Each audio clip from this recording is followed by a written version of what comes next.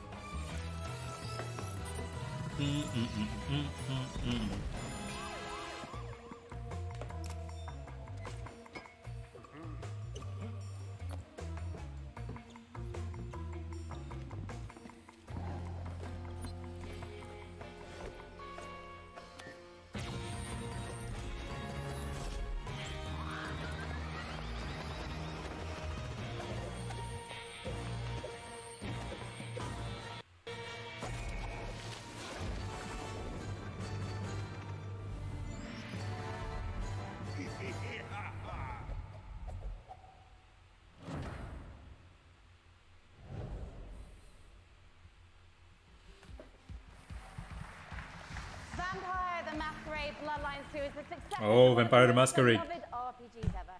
And with me to talk about it, I have Brian Mitsoda. Let's go, let's go. Now, Brian, you were a writer on the very first game. So what does it mean for you to finally get to work on the sequel? It means that a lot of people have very high expectations, and we have to meet those. Well, let's take a look at whether you are going to meet them, because we are going to take a look at the world's first gameplay footage. Let's go, world exclusive.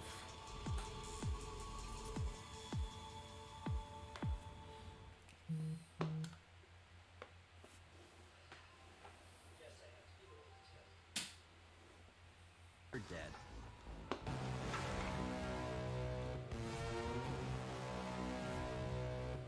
World of Darkness. You're obviously new to this whole existence, but truth is, most of you types won't even make it a whole year.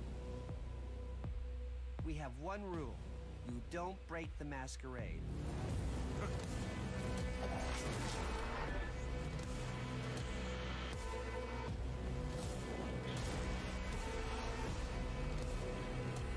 Own the night.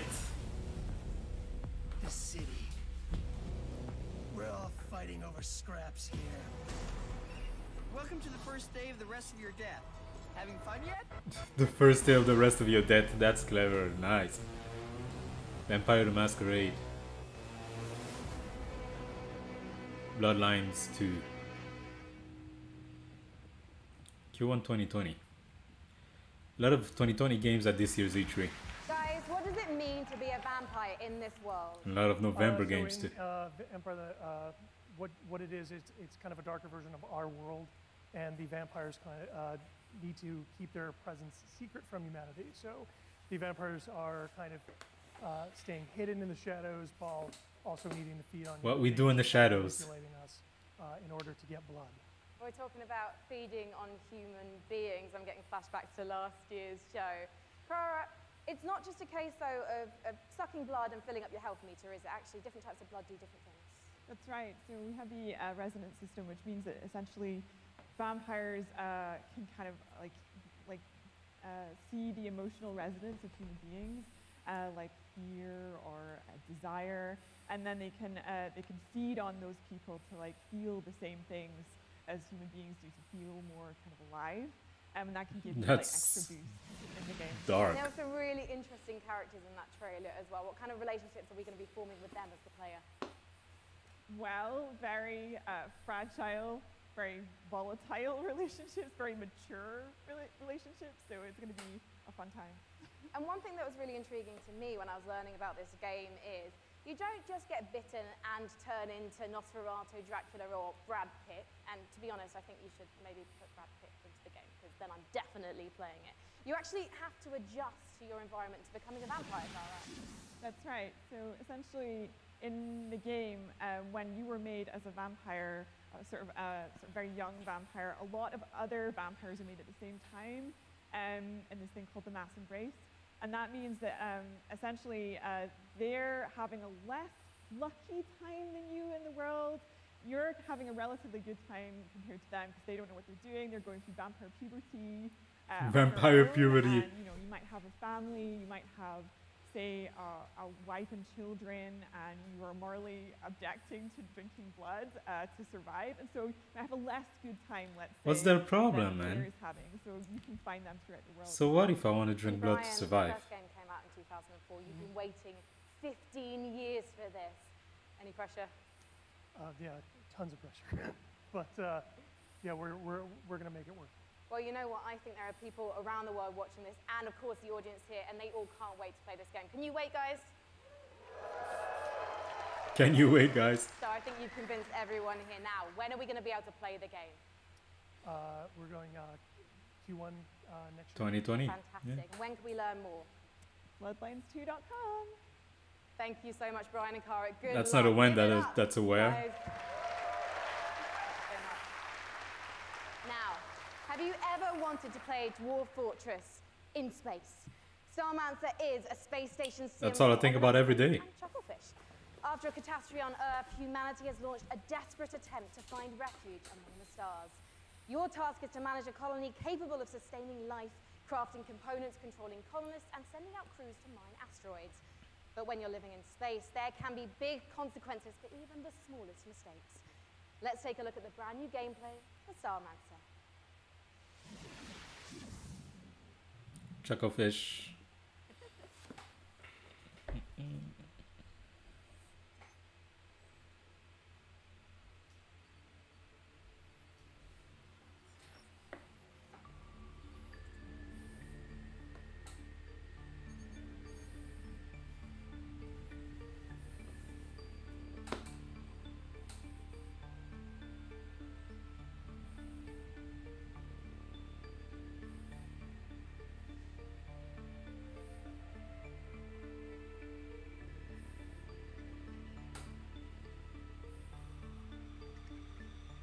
Preserve life. Make friends.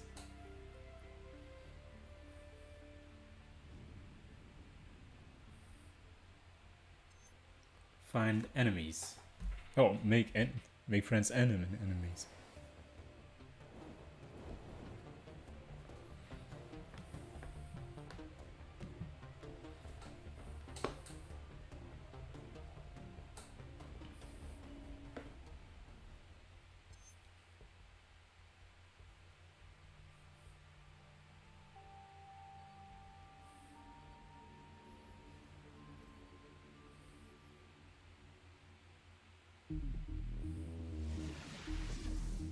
our next guests both started as modders, and now they each independently run their own studio.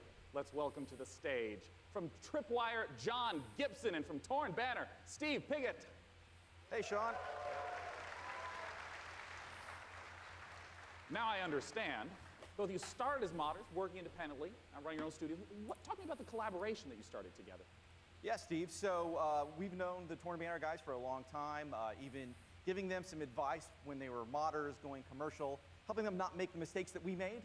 And we've been friends, and we've always wanted to work together. And now we've sort of formed this independent, former mod team, professional super group to get an awesome game out to fans. Yeah, and for us, this is a dream partnership as well. We've always been really close with Tripwire, and we really respect their games. We see them as one of the few studios that's bringing true innovation to the FPS genre, and that's what we're all about as well. Well, let's take a look at this upcoming collaboration between Torn Banner and Tripwire.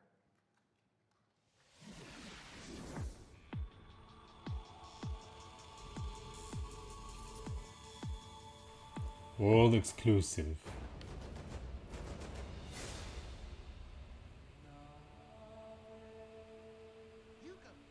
It's your chicken.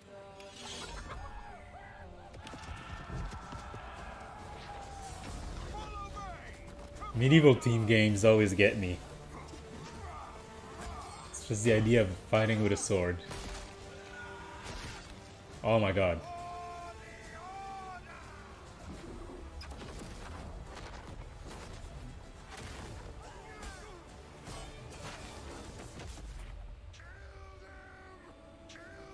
Oh wow. Cavalry 2. 2020.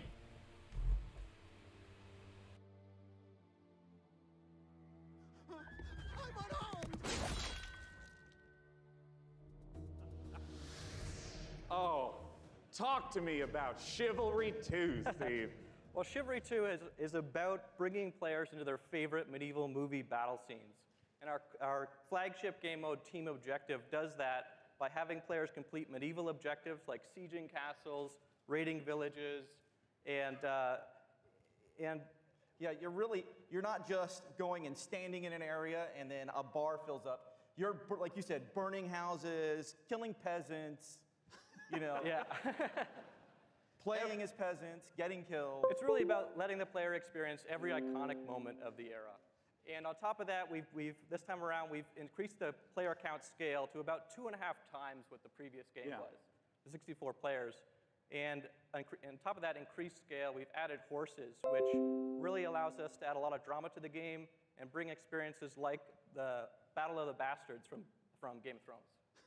Don't worry, we'll ignore the last season. Just Battle of the Bastards is going to be in the game. Yes. All right, so I want to ask about the sword play element to Chivalry 2. I mean, I know it's a really critical element. Yeah, and this time around, we've completely revamped. I mean, we really view what we're doing here as bringing a true sequel in every sense. Yeah.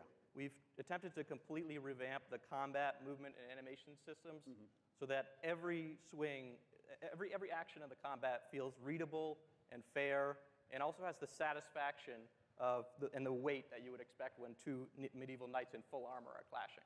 Yeah, and it's very, very fluid and much more accessible than the previous game. And it's, you know, the pace is so much quicker. It was what I really enjoy when I'm playing it. Yeah, and I wanted to ask about the fluidity, because in a lot of melee combat games, you hit a button and there's like a full animation swing and then you sort of reset. So it's kind of these discrete, chunky times. I understand that in Chivalry 2, the swordplay operates differently than that.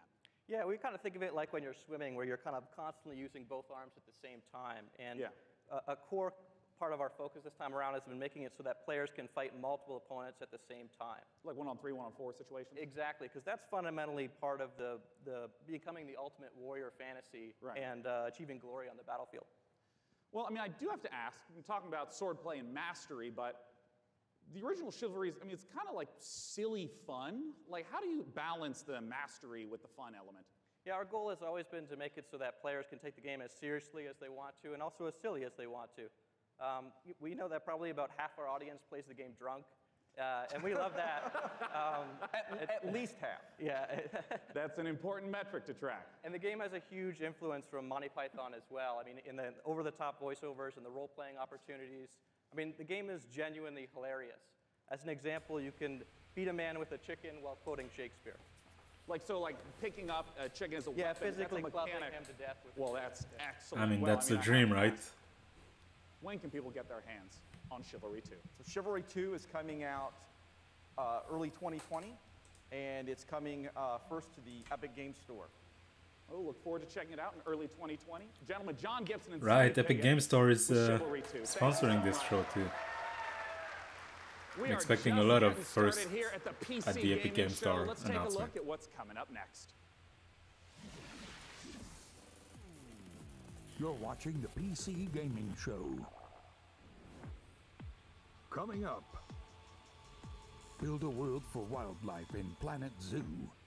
From the creators of Darksiders, Remnant from the Ashes, Baldur's Gate 3, and more trailers, interviews, Baldur's and Gate gameplay 3, footage. man. I'm waiting. That trailer at the Stadia event looked so good.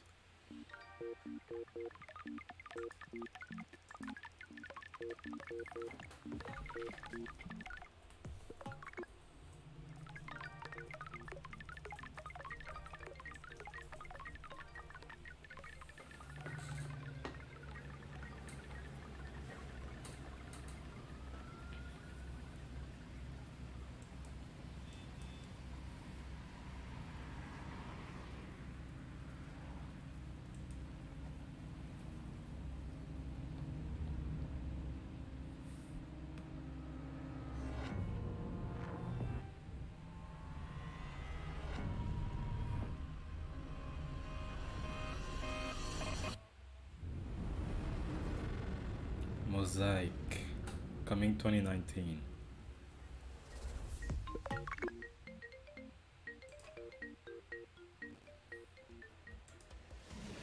That was a brand new trailer for Mosaic, a dark and atmospheric adventure game coming later this year from developer Killbyte and publisher Raw Fury. So how are you guys enjoying it so far? There's been some swords, some space stations, vampire puberty. We're listening to your reactions to the PC Gaming Show throughout the entire broadcast, no matter what platform you're watching and ranting on, so keep them coming. Our next game is a ghost-themed multiplayer hide-and-seek game inspired by a popular mod. Charge up your proton packs and get ready for Midnight Ghost Hunt.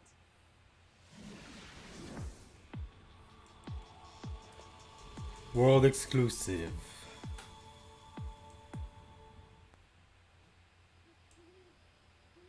When the night falls, there's only you and me. When the night falls, you can count on me. Darling, if you only knew, it'll make you feel brand new. So just tell me, where are you? I got a big surprise for you.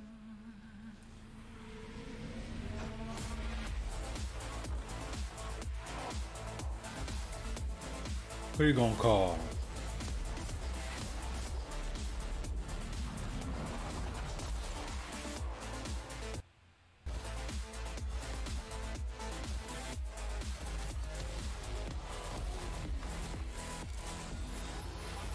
I got a big surprise for you. Midnight Ghost Hunt.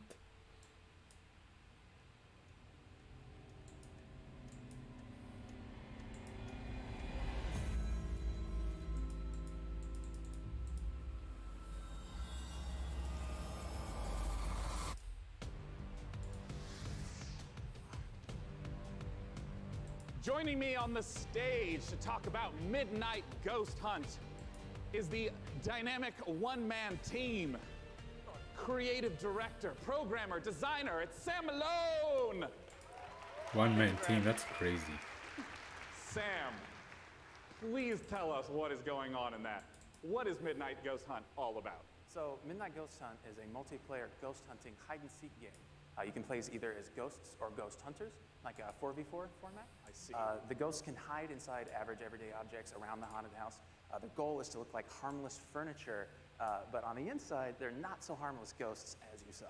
Yeah, and if I'm understanding correctly, it's not about hiding as a lamp to try to assault and take out a hunter. It's actually, you would do that so that way you can keep running away and continue to hide. Exactly. So the main objective of the ghosts is to try to stay hidden as long as they can until the time runs out, until the clock strikes midnight. Midnight being kind of the hour of the ghosts, basically. They can fight back if they like, but in general, they want to try to hide. But if there's a hunter kind of off by himself, he can quickly just hit him in the back of the head and knock him out real quick, and he has less hunters to deal with at that point. See. Well, what's the identity of the hunters? I mean, we've been seeing furniture flying all over the place. What are the hunters doing?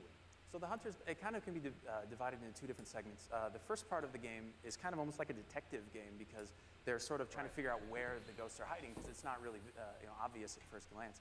So they've got gadgets like a footprint tracker, they've got like a radar like you saw, to try to narrow down where in the haunted house these ghosts are hiding, basically. As soon as the first ghost is found, though, it starts getting a bit more chaotic. There's ragdolls flying everywhere, and they have that cannon to really try to smash the ghosts into pieces. So those are kind of the two aspects of the ghosts. I see. Well, talk to me a little bit about the inspiration for Midnight Ghost Hunt. I understand it's based on Gary's mod called Prop Hunt. Right. So that's definitely a big inspiration, but the big twist for us is that the props fight back. You saw the furniture, they hurl themselves at you, they knock you out, they send you flying. So it kind of almost becomes like this action hide-and-seek sort of mashup. You have a reason to be a little bit afraid of the things that you're hunting. So that changes up the dynamic a good amount. And I want to ask about when the clock strikes midnight. We saw the very spooky red color pop up. We didn't see what happens then. What's going on then? So midnight, if even one ghost survives 4 minutes into the match, then you hear this ominous grandfather clock chime across the map. All the lights will actually flicker out. It'll get really dark and scary, and all of the ghosts that were destroyed actually return Come back. as vengeful spirits. The blood moon. They're a lot more powerful than before, and they glow a very brilliant red. So at this point, the tables have turned. The hunters are now the hunted, and they just need to try to work together to stay alive long enough for their evac to come, which is another 4 minutes or so. Usually the ghosts win when it gets to midnight. Are you talking about like 90% of the time? Like 90, yeah, usually because the ghosts are so overpowered at midnight. Right. The hunters are doing everything they can to try to prevent midnight from even occurring by destroying all of the ghosts and clearing the house. Well, awesome. When can people get the chance to try out Midnight Ghost Hunt? So we'll be running an alpha event later in the summer. You can sign up at midnightghosthunt.com. I'd also like to give a shout out to our Discord, discord.gg/midnightghosthunt. Later in the summer, we'll be giving out keys on our Discord as well as on our main website. Well, wonderful. Ladies and gentlemen, Sam Malone from Vaulted Sky Games. For our next title, we got Frankie up in the balcony, and if I understand correctly, Frankie, this is a sequel. You do understand correctly, Sean, yes. It's a big sequel to a small indie game. Unexplored 2 is a procedural adventure, a roguelike that challenges you to fight, to be clever, and to solve its mysteries. Explore a beautiful world, engage with its creatures, and befriend its people. Search for magic lakes and ancient statues until you die. And die again. This is Unexplored 2. Another loop. World exclusive. Big Sugar.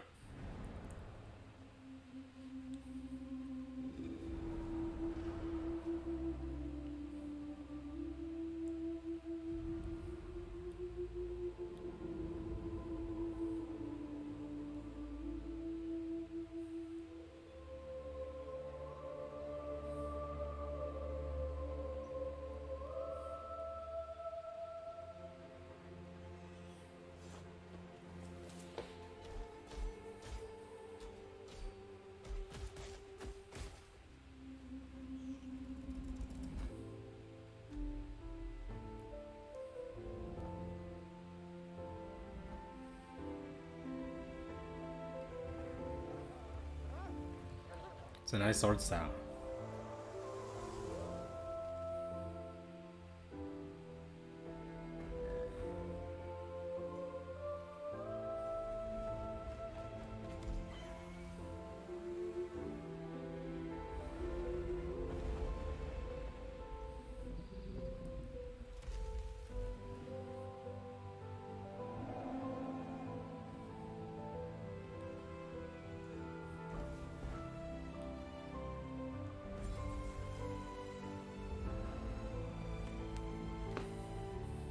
Unexplored 2.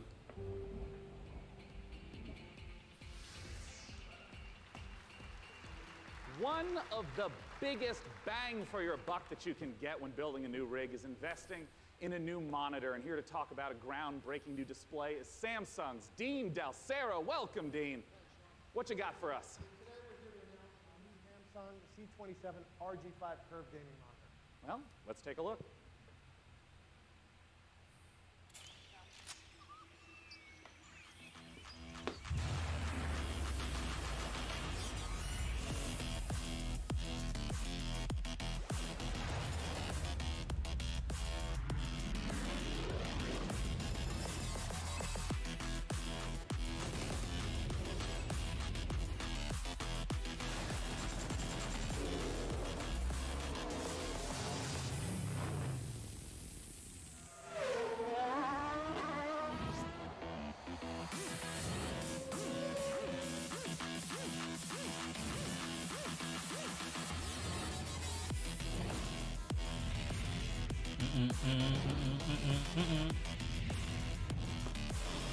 I got PC Gaming Show, they also show like monitor and graphic cards and other stuff like that.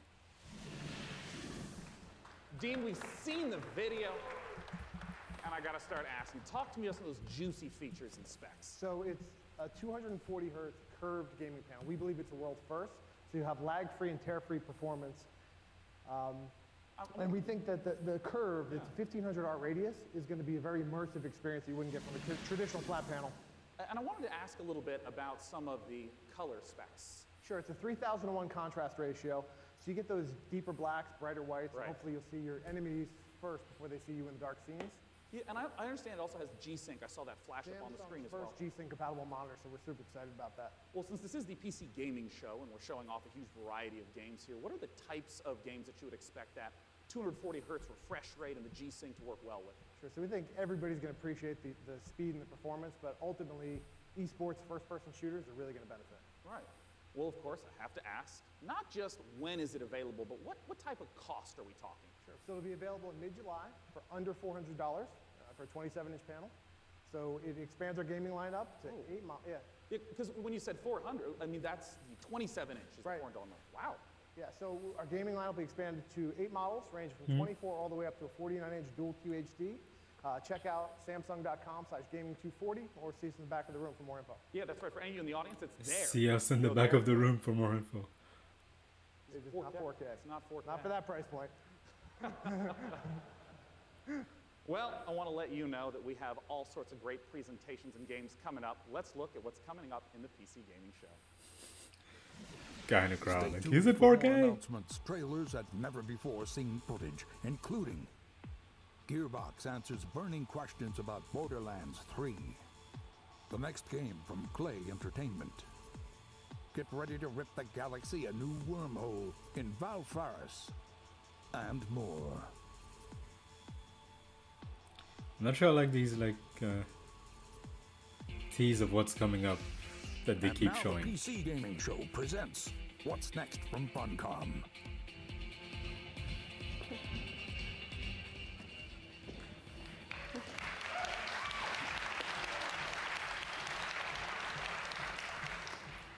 Hello, everyone. Thanks for the warm applause.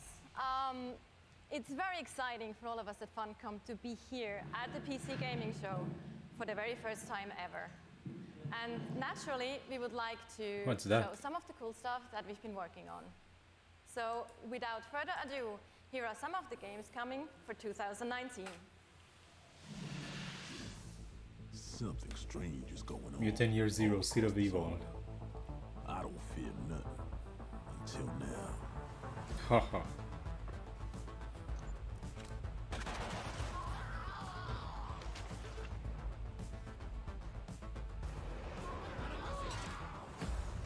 A lot's happened since you've been traveling, Khan. We could use your skills. Stalkers got each other's backs, right? What happens to you happens to me. Conan Unconquered. Wave approaching.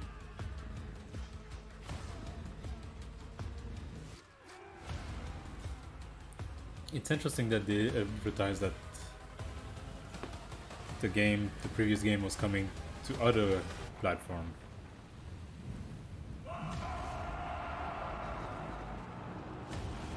You'd never see that at a Sony or Microsoft press conference or Nintendo Direct.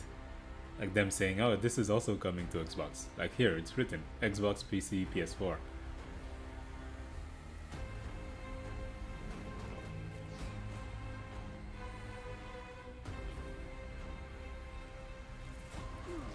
Like even when everybody knows it's gonna come to another platform, they'll say like plays best on Xbox, or not even mention the platforms.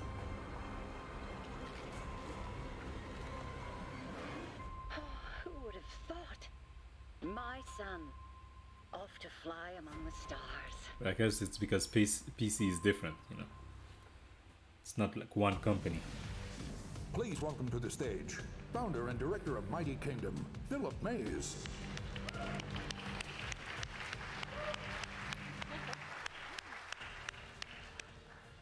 So yeah, at Funcom we've been doing our own games for over 26 years now. But recently we had the great pleasure to be working with some other very talented developers and help them publish their games. And on that note, I'd like to introduce Phil Mays. He is founder of Mighty Kingdom, a studio out of Australia, who has been working with us on something a little different. Thank you, Natasha. So on April 1st this year, we put out a little trailer for something called Conan Chop Chop. And considering the date, it was perhaps no surprise that people decided that that was an April Fool's joke. So, yeah, we have Conan Chop Chop. Check this out.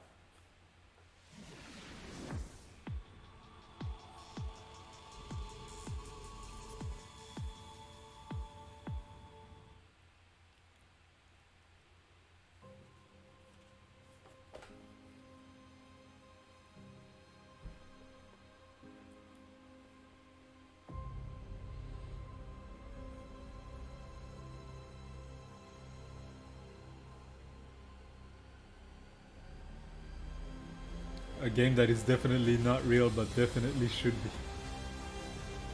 It's two different Conan games, huh?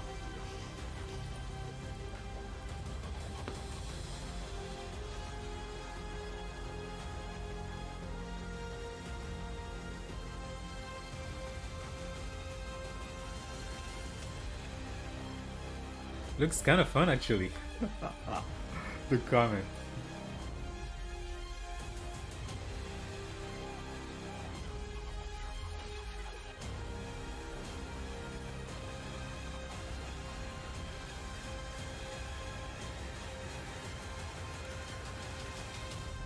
Conan Chop Chop, September 3rd.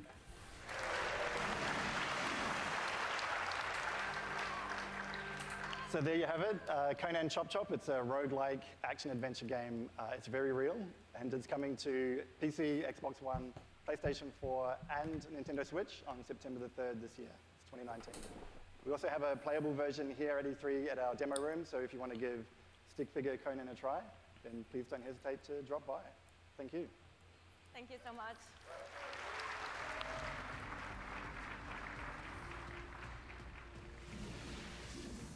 Last Oasis is a nomadic survival game set in a post-apocalyptic future where the Earth has stopped rotating. The last humans need to outrun the blazing sun in massive open-world environments. Good times. But cheer up, sunshine. This is one of the most original-looking multiplayers we've seen, with interesting ideas underneath. A player-driven economy, and some truly incredible death machines. Coming to early access on Steam on July 15th, let's take a trip to the Last Oasis. Last Oasis. My tribe built wooden legs to lift us over burning sands. We must move forward, or die beneath the sun.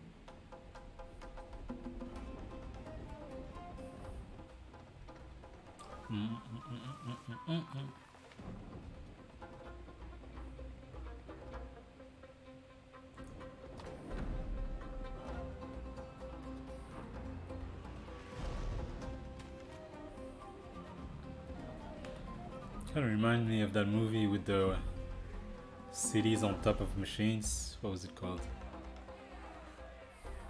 In the post-apocalyptic world.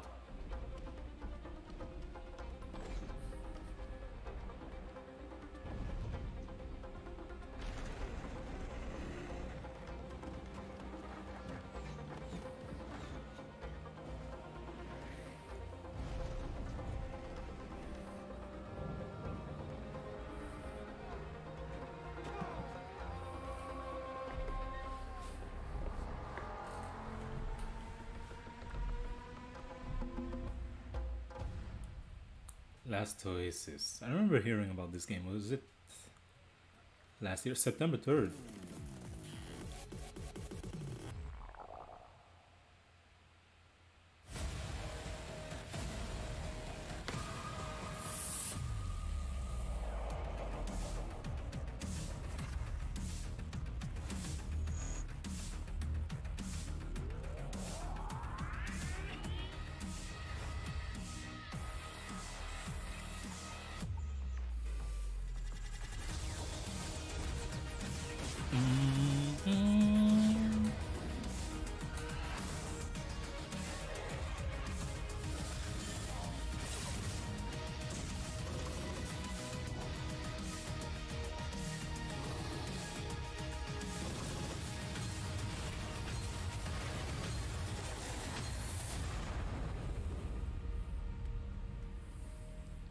Planetfall, Age of Wonders.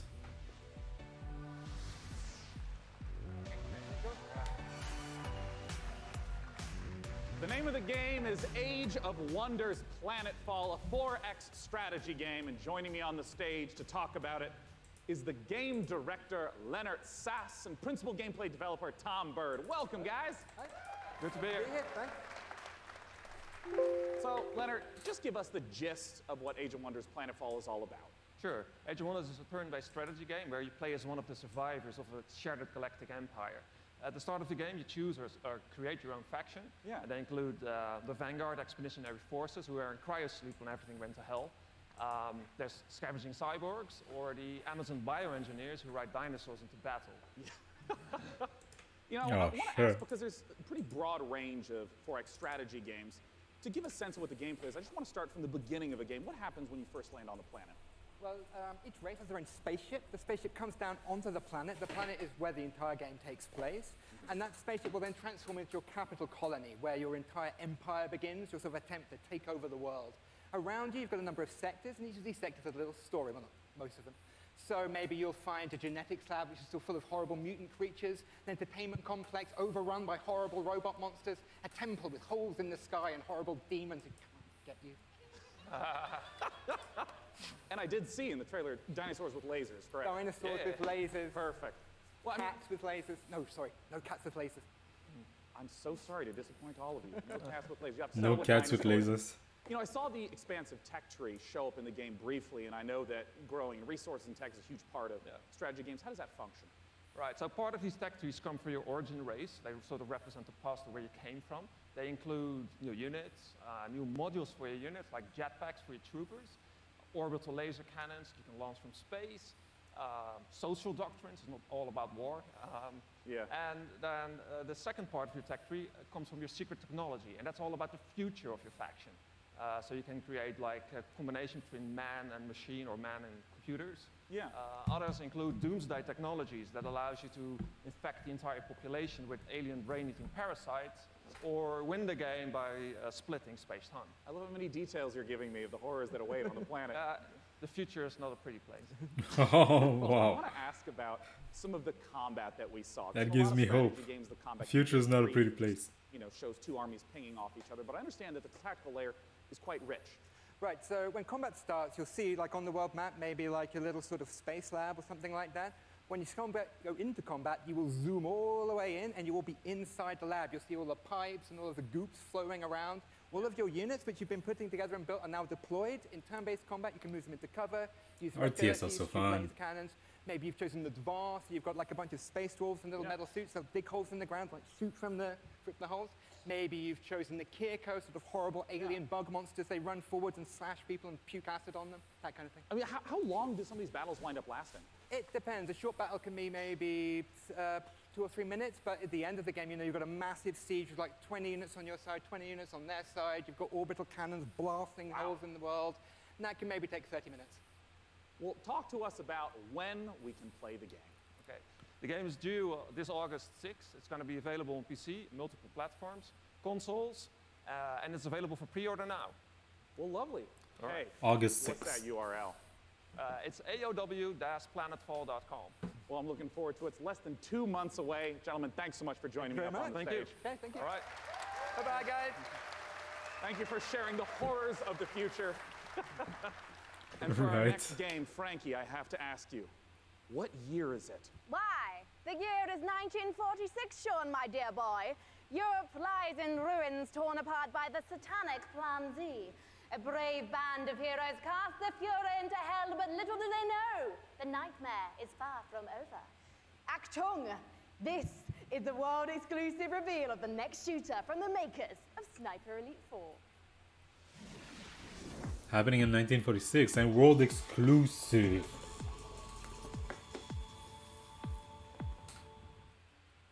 Rated M for mature. Blood and gore, intense violence. Not actual game footage. Representative of gameplay mechanics.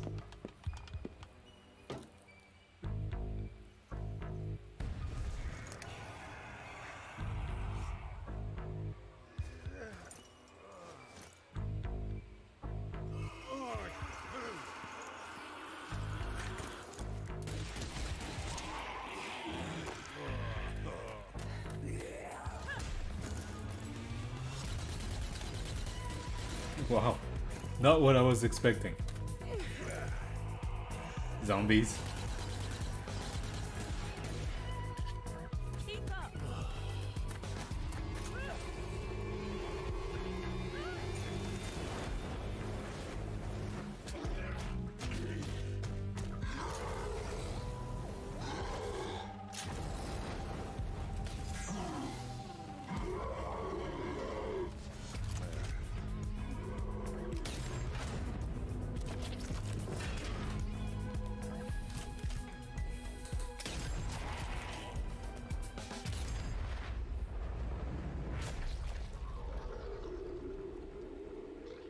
And shoot the other guy. Oh no.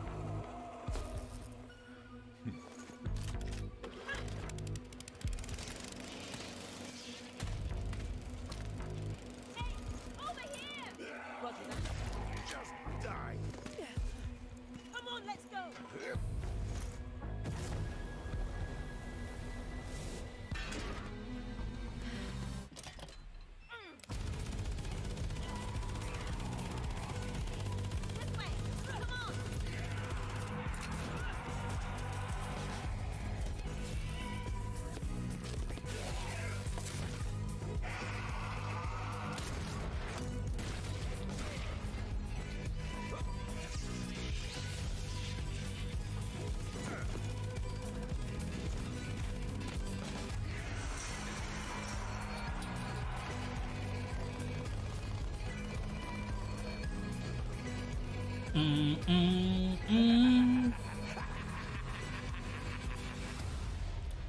Zombie Army Dead War 4. What a name. Sniper Elite.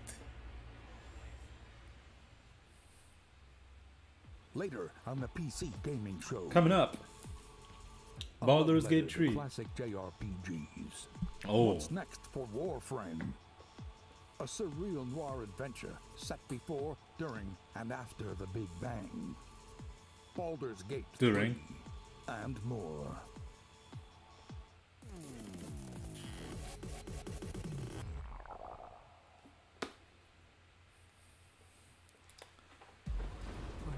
M rated. The root have ravaged the earth. Perfect world. Unending assault without reason. Dragons. Dragons gonna be happy. To a hatred that we do not understand. This evil will consume our world and the countless worlds beyond. Unless you rise. I will rise. I'll be a hero. Trial by fury and blood. You seek the source of death itself. Prepare yourselves. They are here.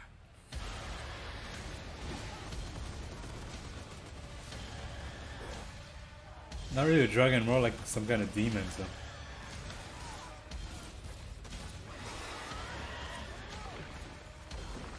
This looks awesome. Remnant from the Ashes, August 20th.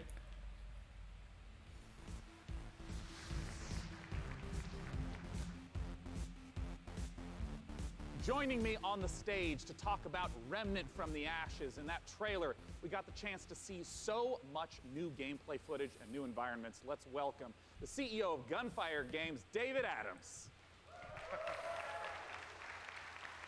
So David, I want to ask right away, for those who are unfamiliar with Remnant from the Ashes, what kind of game is it? So Remnant's a co-op action shooter set on an apocalyptic Earth and across a bunch of cool fantasy worlds. And I mean, in that trailer, we got the chance to see a huge variety of different environments. Like, what are these different places? Who's the player in this story? So as a player, you're on sort of a Odyssey-like quest to save the world, and we really wanted to have a bunch of different cool locales that you go to just to experience a bunch of different stuff. And you start on Earth, but it rapidly changes very quickly as you Hell on Earth. And one thing that we've talked about before is that replayability is a huge focus of the game, that you could play through it 10 times and still be seeing new bosses, new monsters, new locations. How exactly does that work? Yeah, I think one of the coolest features of the game is the dynamic generation system.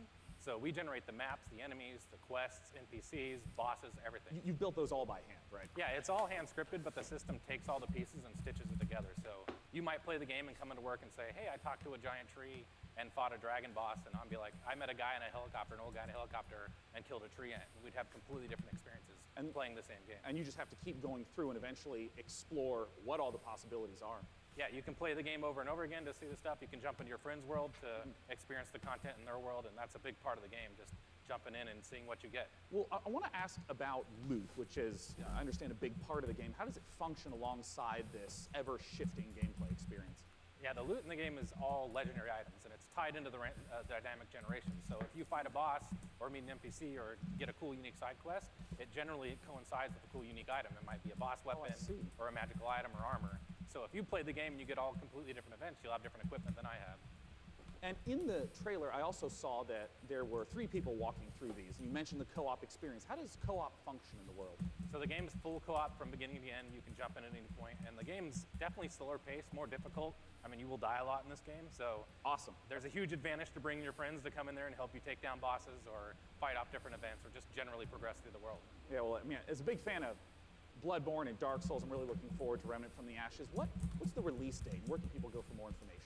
So Remnant's coming out August 20th on awesome. PC and Xbox and PS4. And if you pre-order the game now, you can actually get in early and start playing the game August 16th. Well, awesome. Ladies and gentlemen, David Adams from Gunfire Games. Thanks so much for talking to us about Remnant.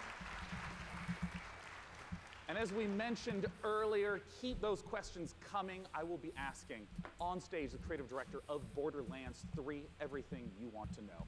Oh my God, what no. platform you're on, just use hashtag PCGamingShow. And until that time, let's talk about our next title.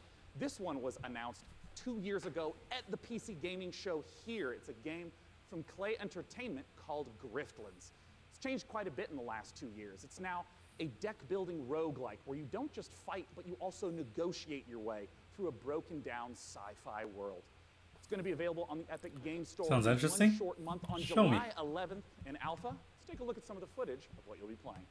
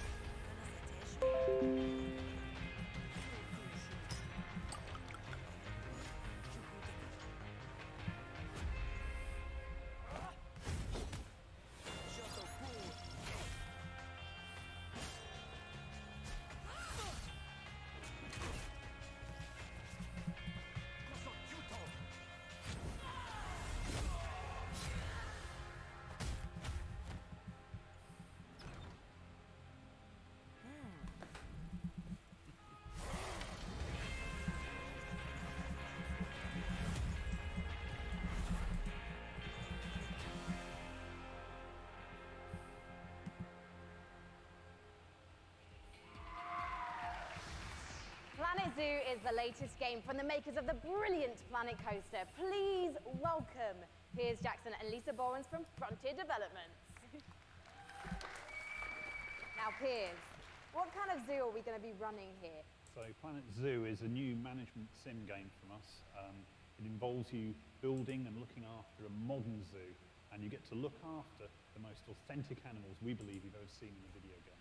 Really? Each of our animals are unique. They have their own needs, their own desires, and their own behaviours. They interact with each other and react with the world that you build around them. And today, for the very first time, we're really excited to show everyone here our gameplay video and to announce our launch date. Well, fantastic. Let's buy the world's largest family pass and take a look inside.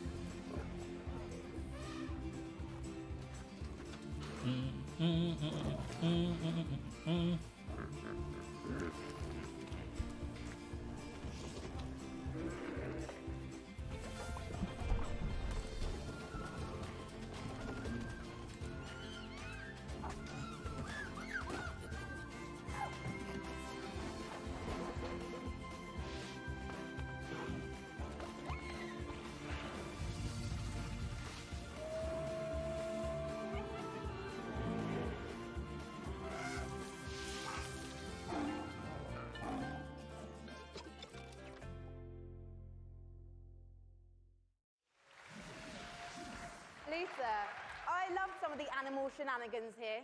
I mean, hippos pooing, adorable baby elements. It's absolutely brilliant. I can't wait to play it. But before we saw the trailer, Piers mentioned this is a modern zoo, but what exactly does that mean?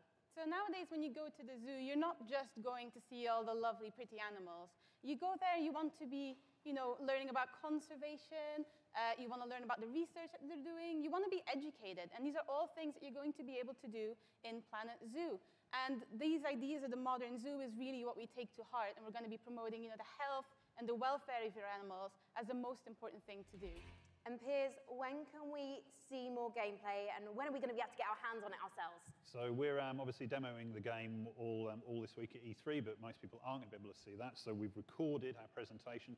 Lisa's done a fantastic voiceover for it, and we'll be releasing that onto Frontier's YouTube channel. That goes live this Friday at 11 a.m. Pacific time. Well, fantastic. I cannot wait to watch. Thank you so much for joining us, Piers and Lisa, everyone. Next up, we have a very special guest all the way from Japan.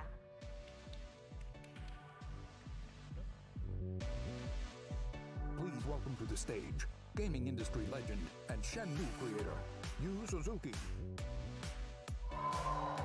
That is right.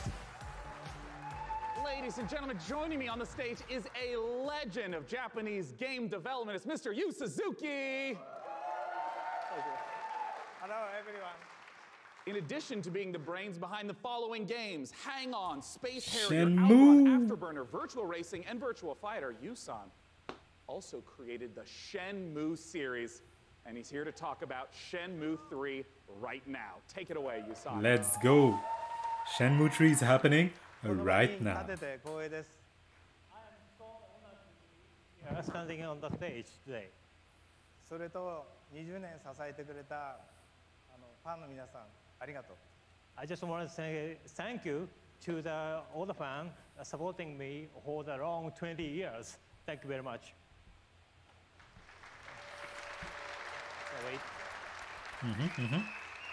The wait is nearly over.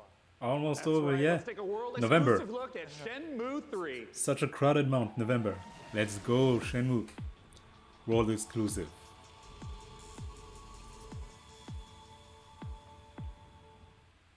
Honestly, I don't think your kung fu is strong enough. Grandmaster, Your kung fu's not strong enough. A long time ago, martial arts were bad. But humans are interesting creatures. They practiced in secret, away from prying eyes, and became stronger. One even practiced atop this very boat. Nam-Tren survived the ban and was passed on in this way.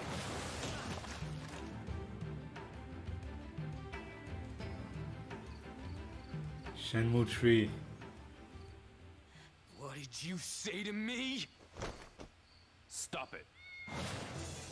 They threaten and extort money from shop owners, get drunk by noon, and cause trouble.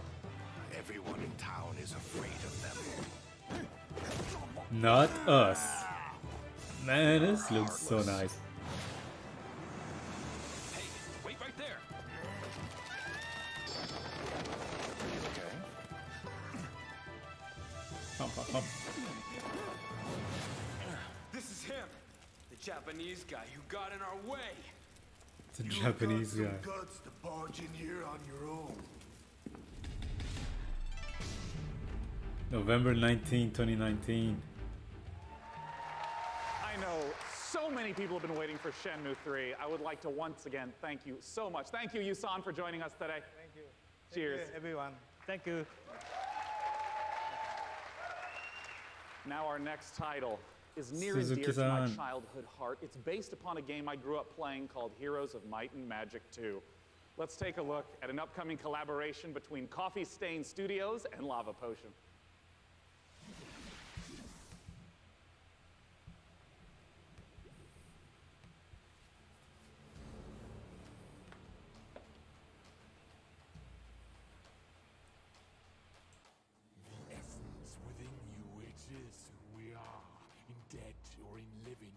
Near and it's far, in human and beasts of the land. It flows through the forest, it breathes in the sand.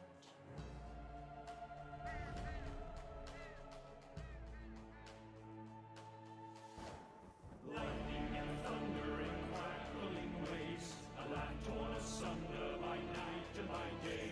The Empress eternal with death and decay, to march upon cities with frost and with fade. They gather the wheelers and build mighty walls, resisting, revolting, their armies will fall. So wield all the power of those you command, and grow out their essence you hold in your hand. Unleashed on them all, so in these final hours, we'll raise every bill to take back what was ours.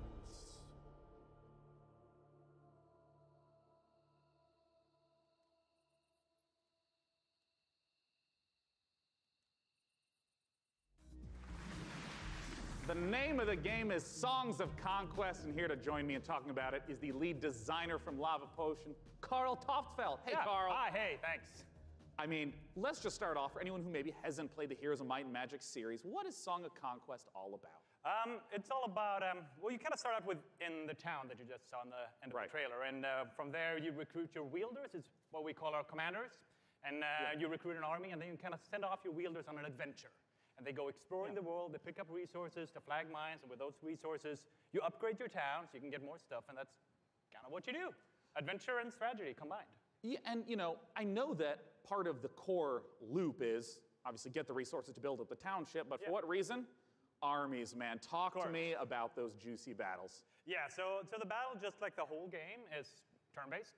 So you go into combat, you bring all your troops in, and you start by deploying them, and then all the troops have different stats, like offense and defense and health and so on. And they go in initiative order, and then you slug it out, and it's a bit like chess, but instead of like pawns and bishops, you have like horned wands and face spirits. Great, and griffins and so on. Yeah, and all those things. And well, you know, as someone who just loves the Heroes of Might and Magic series, I know that you have translated a lot of the gameplay elements into Songs of Conquest, but what are some of the modern elements that you're bringing in? Well, there's a lot of it, but I mean, one of them is our magic system. We call it the essence. So basically, in the Songs of Conquest universe, everything has an essence within there. It's sort of like the soul. So your troops, they have an essence. And to do magic, you need to bring the troops with the right essence with your wielders. Oh, I see. So if you want to like make your troops go faster, you need to bring a troop that has that essence, like cavalry. And maybe to ask a basic question, what if my opponent kills that cavalry? Then you can't do the magic. So. Oh, I see. Okay. Yeah. So if you're fighting someone, you kind of have to like weigh the pros and cons of what to kill off. Like, do you want to destroy their magic or their powerful troops? Where can people go to get more information? And as always, when's it coming out? Late 2020. Oh, it's quite a ways off. It's quite a ways off, but you can go to songsofconquest.com and sign up for alpha, and then you can play earlier. Well, as you know, I'm really looking forward to playing it, Carl. Thanks for joining us. Thank you. Now, our next title is an update to a popular co-op game. Let's see what's in store for Vermintide 2.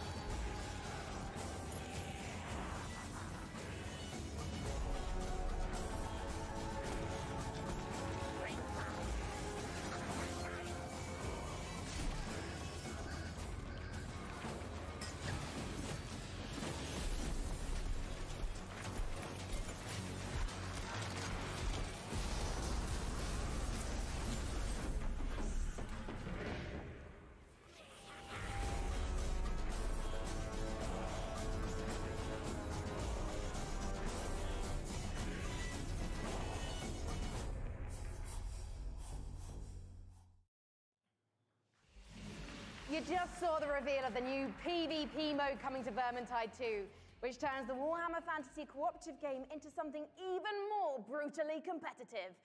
It looks deliciously vile, and surely dismembering Skaven is so much more satisfying when you know you're going ham on a fellow player, making him or her cry little baby rat tears behind their computer screen. You can sign up now for the Vermintide 2 Versus beta at vermintide2.com/versus.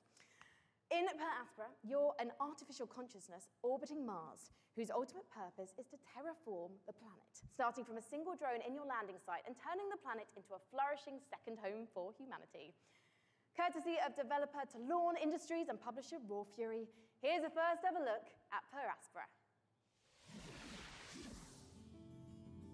As we all know, reaching the Red Planet was not humanity's greatest achievement. Transferring the complexity of the human mind to machines was. So they can succeed where we failed. So they can build us a home on that distant, dusty rock. Today, Amy reaches Mars and begins their mission. Amy, are you with us? Of course, I'm with you, Houston.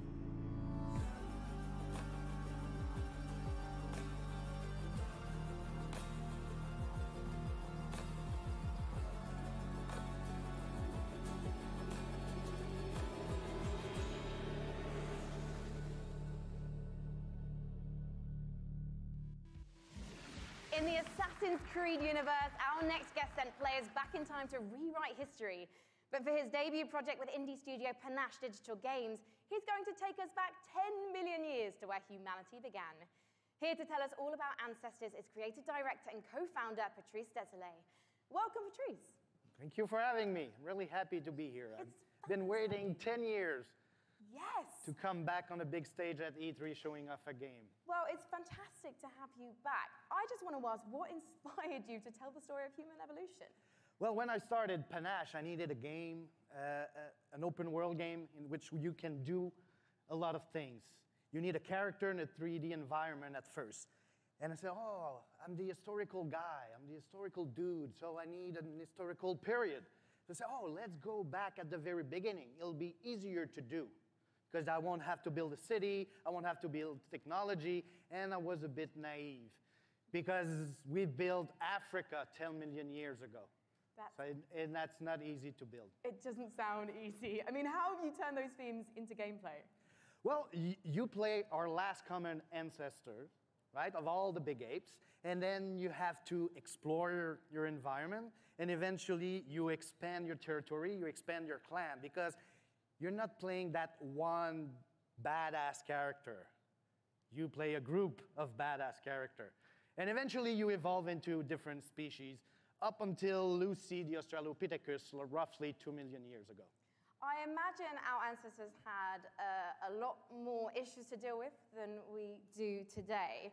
There's going to be a lot more dangers in this world, so tell me a bit more about those. Well, it's all about from a prey to a predator. Basically, at the beginning of the game, everybody's there to kill you and devour you. And basically, at the end, it's pretty much you, where you're the predator, and everybody's afraid of you. And that's the idea of Ancestors, the Humankind Odyssey. So, Patrice, ultimately, what is the key to evolving your clan successfully? Curiosity. You need to explore. Because, you know, I made a game about characters, and you needed to follow the story I wrote for you. This time, you're basically writing the story, right? There's no story per se inside. It's not about going and see mission givers. It's not about looking at the mini-maps and the little dots. It's about you, hey, Homo sapiens. Can you survive like our ancestors did? And that's the question I'm asking the players. It'll be for you to answer that question August 27th.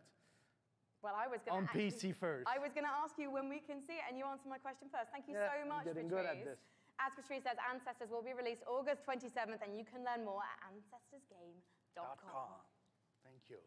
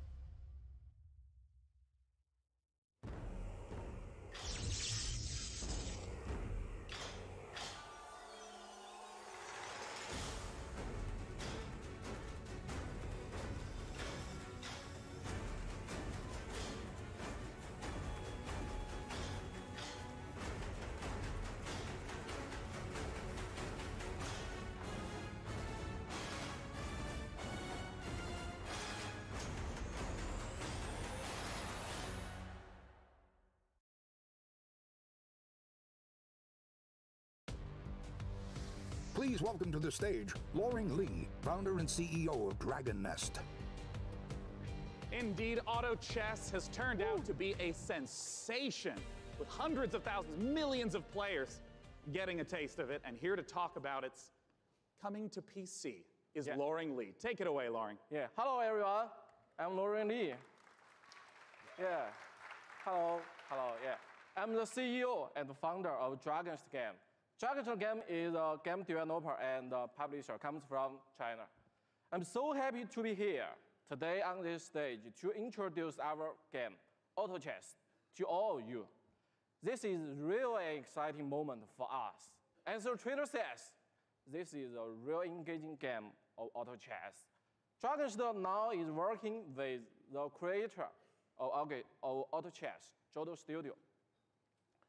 We are working together to bring Auto Chess to our world, both on PC and mobile. so that everyone from anywhere with any device can enjoy the same fun of auto chess. Now we are building the PC version by using the gaming engine of Unreal Engine 4.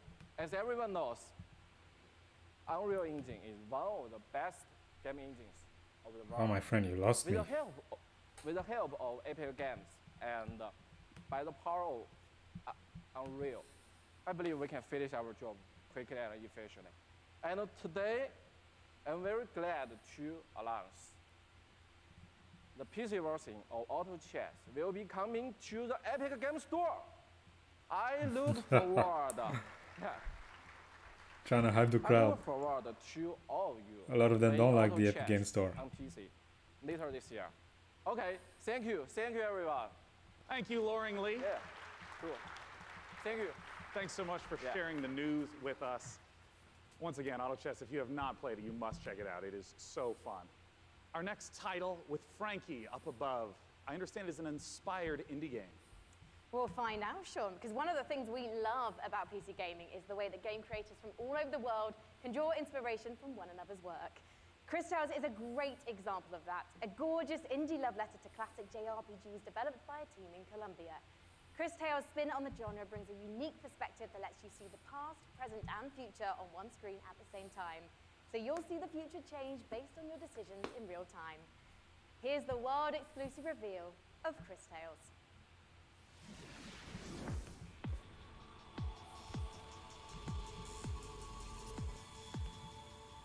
World exclusive.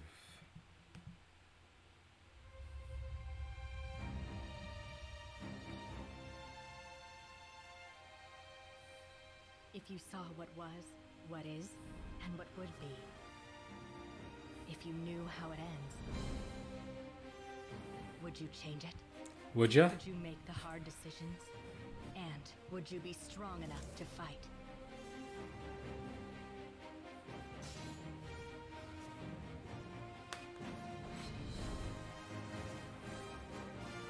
Experience the past, experience the future. Past, present, future. If you learn from Simultaneously. the past and act in the present. Oh, that you looks can interesting. rewrite the future.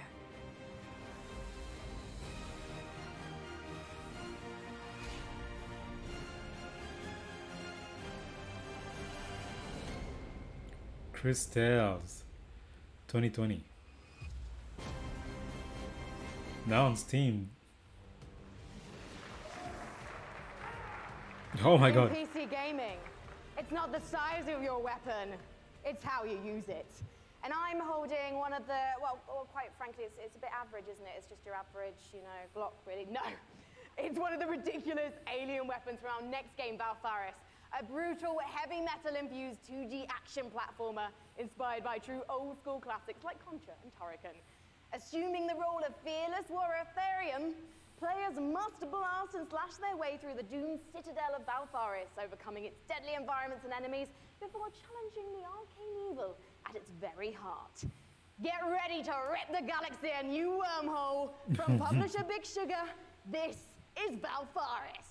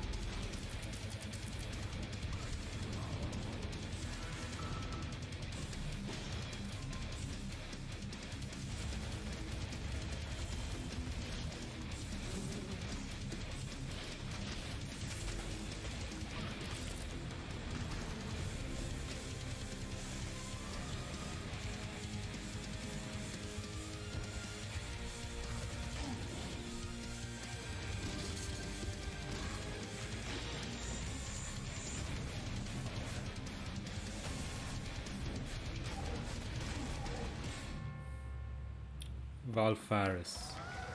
Just incredible action in the Valfaris trailer.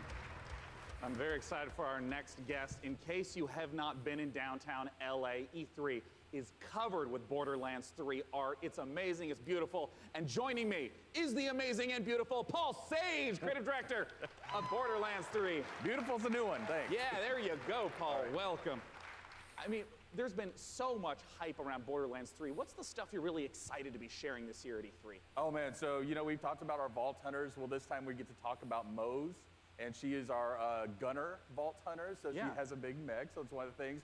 All about loot. We're talking about, the different loot, such as shields, grenades, those things, going to different planets, so a lot of stuff to talk about. Well, I mean, I want to start right off with Moze. Tell us everything you can about her. Okay, yes, I'll tell you everything I can. So Moze, again, like I said, she's a mech pilot. She has this big mech, it's called Iron Bear. She gets into Iron Bear. Yeah. We have multiple action skills, which means that she can equip either a minigun or a railgun or a flamethrower. If you want to barbecue your enemies, something like that. Oh, so, nice. Mix and match. Yeah, Moze is a terrifically fun character for us right now. Now, we've been excited to be collating a whole bunch of community questions. We're going to break them into two categories. First, there's a whole bunch of repeat questions that I want to make sure we get to right now. One of the big categories is about loot, because you've mentioned having a billion guns earlier, but what can you tell us about some of the other gear, the other progression systems in the game? Yeah, so let's talk about grenades, like one of my favorite things A that we don't get to talk billion about a lot. guns. So in the past we've had grenades that they've had like one thing, they can bounce, they can stick to different things, This time we're combining like all of those things. So for instance, the other day I was playing and I threw a grenade and that grenade had a bounce, it would stick, an explosion would come out, and the grenade would fire guns as it was going through, right? So we have like a ton of different grenades that are in there.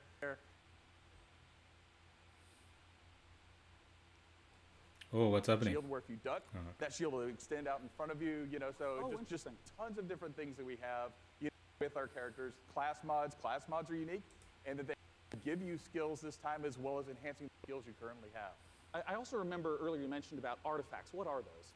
So artifacts are, we've kind of concentrated on like, hey, does the game feel fluid? Can I, slide into things? Can I jump? Can I mantle? Right. So when we were playing with that, we slid into a barrel, right? And the barrel exploded, and we're like, well, that's kind of fun. Yeah. So why don't we do something like that? So our artifacts actually add certain things to movement. So for instance, you can slide faster. You can slide, and every time you slide, there's an explosion. We have something we call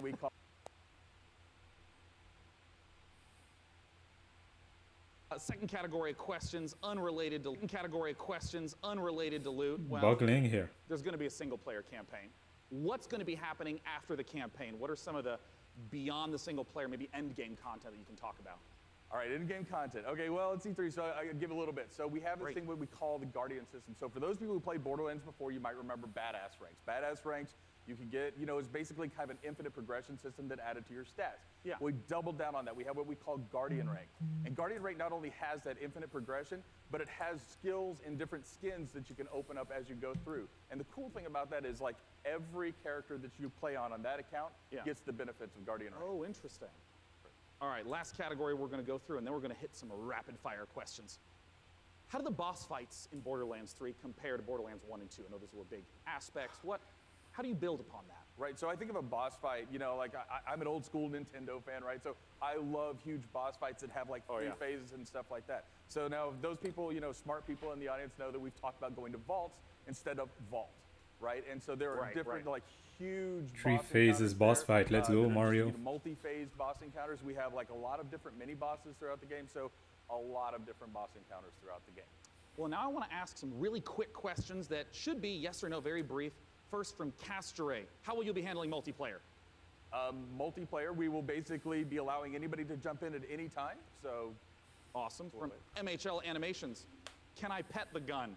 Great question. I'm not here to judge what you do with your gun, so that's a personal question. All right, great. That's a personal question. Is Maya's new companion a siren? People are asking the right questions. That's what I will say about that. Oh, you tease. Sorry. All right, from Ironic Sanguine says, is Tiny Tina going to be seen fighting alongside the Vault Hunters? Yes. Nice. All right, I'm just going to blast through a couple more as fast as I possibly can. Right. What's the level cap at launch? 50. Will we get to see Flak? Yes. Will we see golden keys and or shift codes for Borderlands 3? Absolutely. Will there be duels? Yes. Other kinds of PvP? Yes and no. Oh, what does that mean? And also maybe. And perfect. Maybe, And you'll be able to transfer weapons between your characters. Absolutely, right from the start. Perfect. And when is the damn game coming out? Friday the 13th, 2019. Oh, Friday the 13th. Borderlands.com for more information. Thanks so much for joining me on stage. John, thank you. And once again, if you have not seen all the setups in downtown for Borderlands 3, they're beautiful. Our next game, we're going to be revisiting a guest that we saw earlier in the show. He's upstairs with Frankie. What you got for us? It's a shark. Oh, The hi. Shark PG We're live. game? Sorry. Hello. I was We're on? just, I was actually testing out my outfit for this weekend. I don't know. What do you think, John? I think you look really sharp, as always. Very Really sharp. sharp. Thank you so much. John Gibson, president of Tripwire. Thank you for joining us again on the show. Yeah, I'm very excited to be busy here. man. Yes. Yes. Now, last year, we revealed Man-Eater to Yes. the world. And can you remind Yes. anyone who missed it what the game's all about? Absolutely. Man-Eater is an open-world action. Man-Eater is RPG, everything. or Shark PG, as we call it. A You shark start as PG. A small baby shark pup, and you have to survive in this harsh world and Right. try to eat your way to the top of the ecosystem. The three words that we think sum the game up the best are eat, explore, and evolve. Just a And, misunderstood we also shark. have someone we'd like you to meet. Well, let's meet him then. Let's take a look at the new trailer.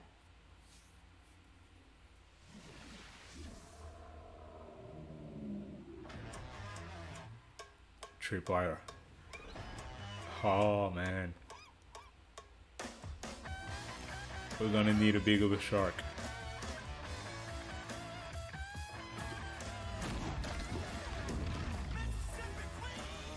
Oh, he's our friend?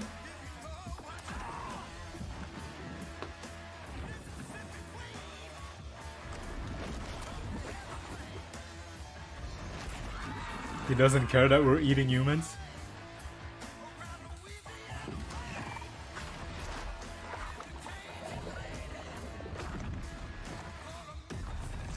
Oh my god. Come any closer with that camera, we two gonna tussle.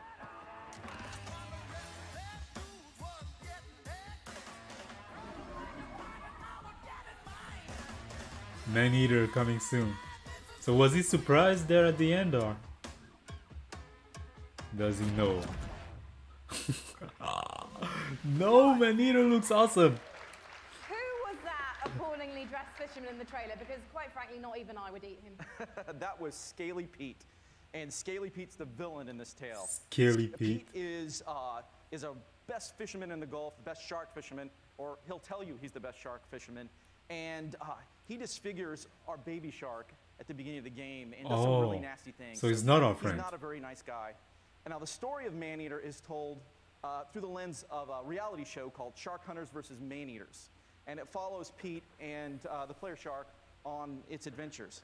And you know, it's a really, you know, it's a very exciting way to tell. That little shark in the corner Based there. on that trailer, to be honest, John, it looks like your main goal Left is shark. to just bite everything.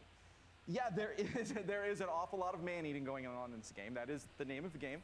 And but we'd like to think of the game as a shark-tastic fun action game. It's like Shark-tastic. GTA if you were a shark. But there's there is more to the game than just eating. So we spent a lot of time moving through the water, breaching out, and adding abilities to go up on the beach for an afternoon snack. There's a lot of exciting things that you can do in the game. And you mentioned before it's a Shark PG. How does that progression system work? So there's three facets to the Shark PG elements of the game. Man, look There's at growth, this. There's life The phases, life and there's of a evolutions. shark. So growth Under the sea. comes about through eating things, nutrients, people, whatever you can find.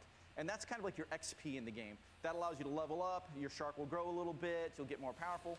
And then at key phases that we call life phases, you'll make a big jump. So let's say you're a brooding teenage shark and you're about to become an adult. When you become an adult, you take a big leap in size, a big leap in power and capability.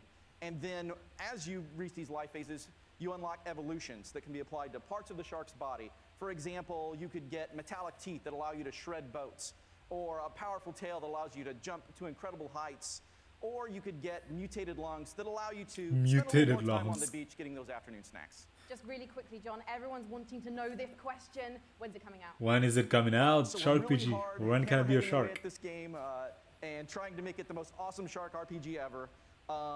We're not ready to announce a date, but we're pretty certain you're going to see it before the next PC Gaming Show. Well, I hope Oh, John, otherwise so within 12 months. I'm going to have to start biting people. In fact, I'm quite hungry at the moment, so I think actually I'm going to find an audience member because you guys look tasty. So I'll see you in a bit. I'm just going to have a snack. Thank you, John. Thank you. Shark PG. When is the MMO Shark PG coming out?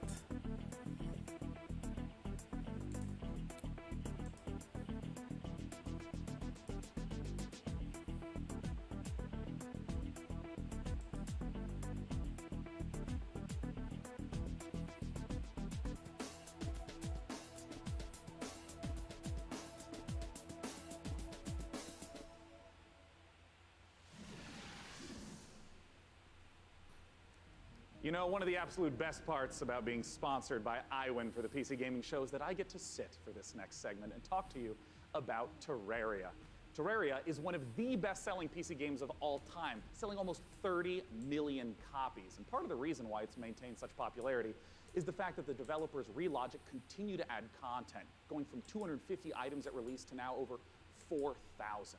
Let's take a look at their penultimate expansion coming up, Terraria Journey's End. Penultimate. It's almost over, huh? There's one left after that.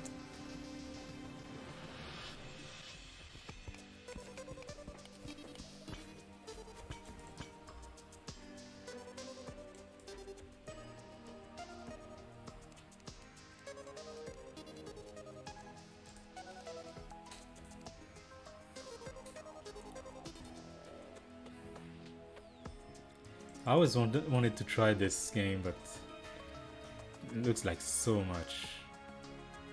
It's an investment, you know.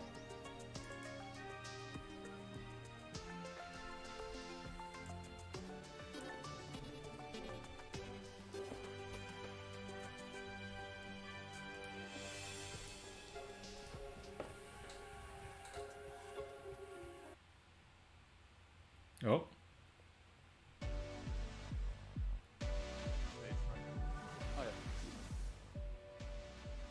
Technical problems here. The next title that we're going to be looking at is a game that is the spiritual successor to Her Story.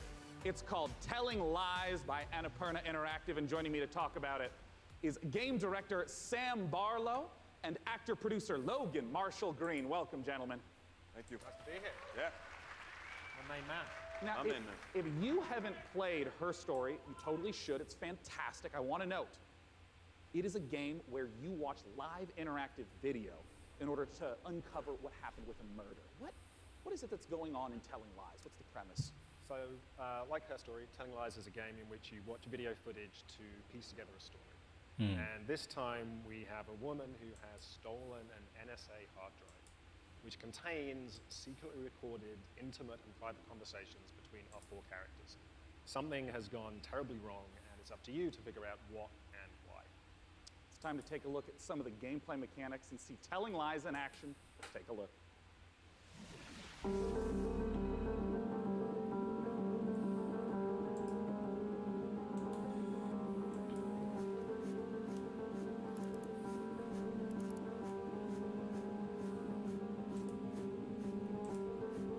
Once upon a time. It's late. I gotta get her in the bath. Oh, it's full motion videos? I don't miss you. You already know too much.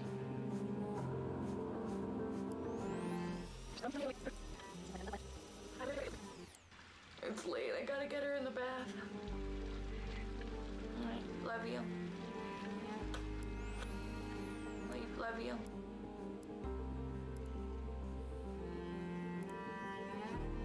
I've only ever been in love once.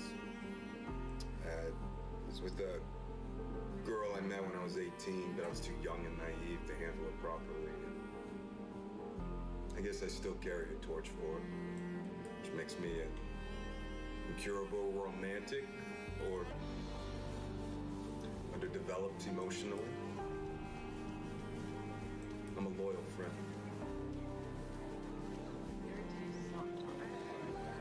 A man died in my house at work today.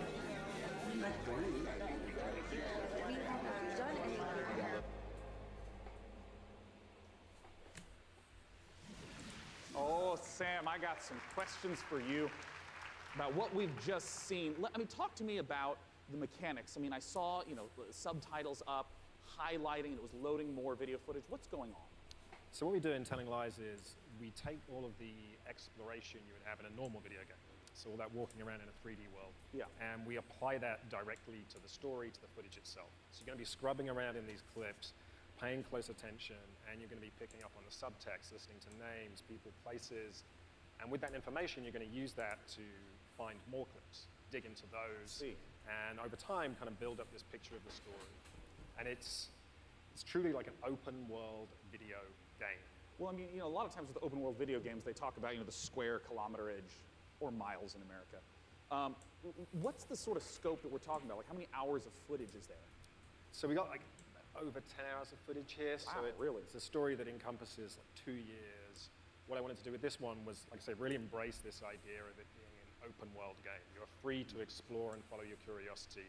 Just lose yourself in this story. Yeah. All the characters. It's this huge, messy, colorful story that we're trying to tell. Well, I'm curious, Logan, as a performer in this kind of game, what is it like to actually try to have all the layers in there for each performance, also not knowing when a player is going to be seeing the specific footage you're performing? Well, it's definitely a non-linear open world game, but our approach in Sam's Open approach world. was not unlike a movie or a TV show, and we had to understand it A to B. And so, for the most part, that's how we shot it. Obviously, when you're shooting a movie or a TV show, and in this case, a game, you're going to be shooting out of order. But we actually stayed pretty linear in how we approached the story. We went after it like all the other times we're actors. We just went after intention and what do we want, and we tried to make it as deep. You know, it's got a lot of scope. Yeah. But we wanted to make it as deep as possible, and Sam is one of the best movie or TV directors I've worked with, so it was very similar. Nice. Yeah, look at you two.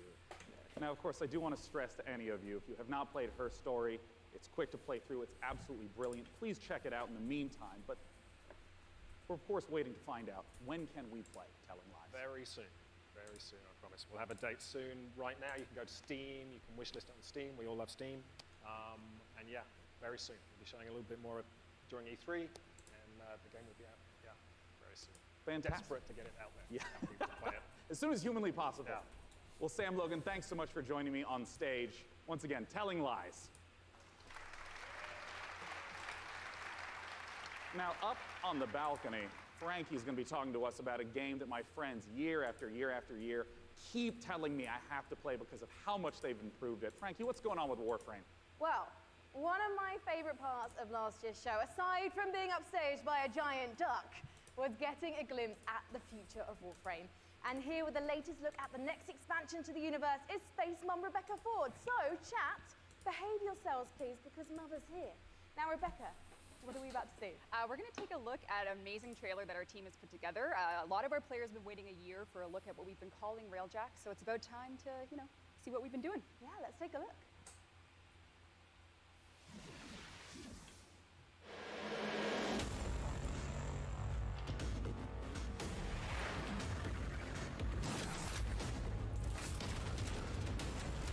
Warframe time.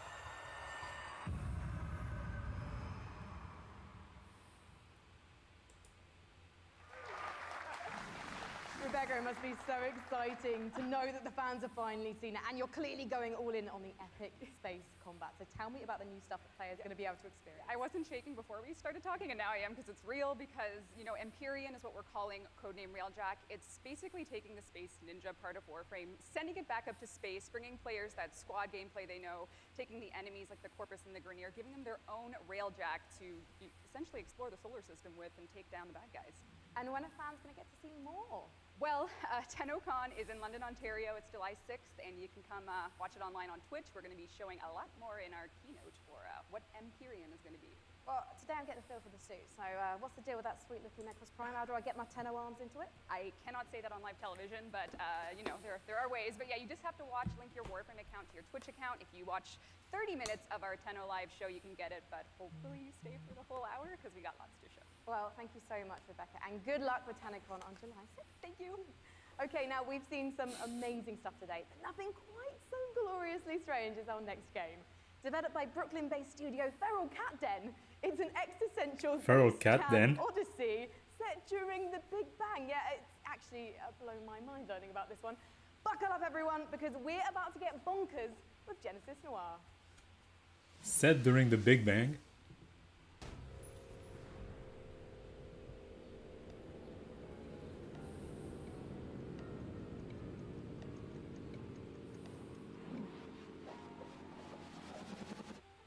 Welcome to the Big Bang.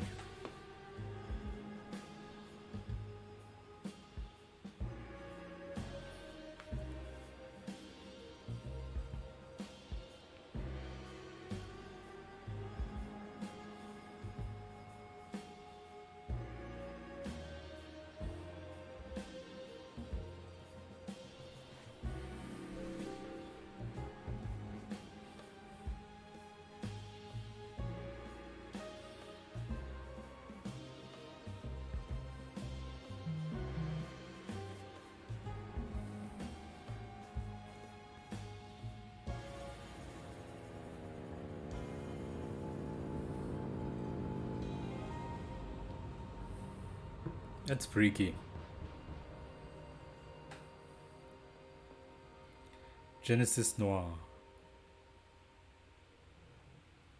A cosmic adventure. Genesis Noir, just beautiful, stylish art. The next game we're going to take a look at is the twist on the stealth genre. It's called El Hijo, where you play as a 6-year-old trying to escape a monastery and find your mother using toys and tricks to avoid monks. Let's take a look at this gorgeous spaghetti western inspired project from Studio Handy Games.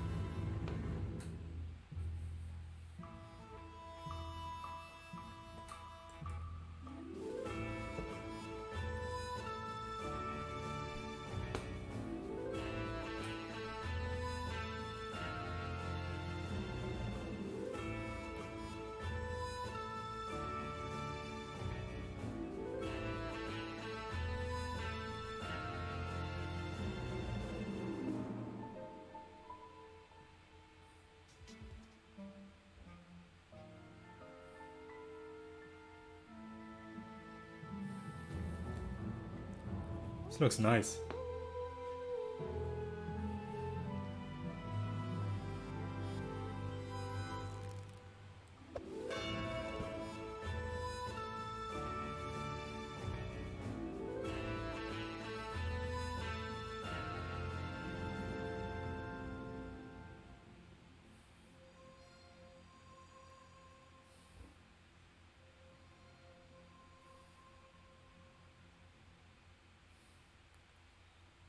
El Hijo. El Hijo, once again, is the title of the trailer we just saw. For our final guest tonight, please join me in welcoming from Larian Studios CEO Baldur's Gate 3, let's go. Dungeons & Dragons at Wizards of the Coast, the creative director of Dungeons & Dragons, Mike Mearls, to talk about Baldur's Gate 3. Yeah! Now, this was only just recently announced. How did this partnership come about? We went to see Wizards of the Coast at the end of Divinity Original Sin 1. Yeah. That was back in 2014.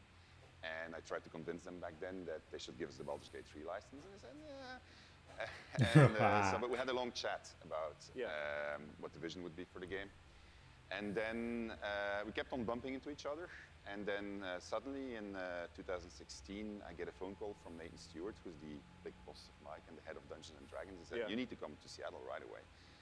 We're going to have dinner in a very shady restaurant. And he had this big stack of paper with him.